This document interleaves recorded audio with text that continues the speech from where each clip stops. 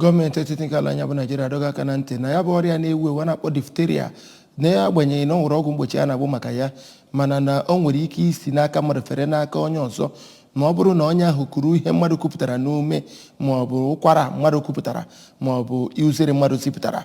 Ya bụ ọrịa a na-akpọ difteria ka a na-eme ka mata na onwe ndị a na-akpọ ndị Technical Working Group nke ndị Nigeria Center for Disease Control and Prevention nke onye isi ya bụ Dr. Bola Lawal.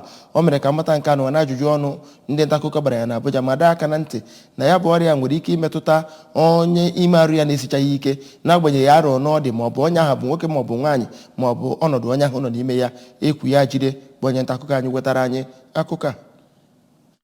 Kwara na ebe ọ pụtara ihe bụ na ndị dị afọ abụọ wee ruo 15 ebe ọ dị mkpa na nwata ọbụla kwesịrị ịgbanya bụ ọgwụ mgbochi ugboro 3 n'afọ nke mbụ ya. O kwuru na ngosipụta ọrịa ahụ na-ebido mkpụrụ ụbọchị 2 ma ọ bụ 5 ma onye ahụ nwee mmetụta ya bụ nje nke na-esite n'ịba, azụzụ ma ọ bụ ọnya na akpịrị. Mana ọ bụrụ na ya bụ ọrịa sie ike, ọ ga-amụpụta ihe ga na-achatụ awa ọcha nke ga-ebute akpịrị ịtachi ma ọ bụ ekughi ume nke ọma. Dịka Dr. Lawal siri kwuo, nje a nwere ike ibute ọbara adịghị agba otu o si kwesị ma gbuo mmadụ pịangwom. Ọ dọrọ aka na ntị na onye ọbụla kwesịrị ịnwa oko ya ịhụ na egbochiri ya bụ nje n'ihi na ọ dị na gburugburu anyị ugbu a. Site na Abuja, Princess Ekwi Ajide, akụkọ ụwa ABS.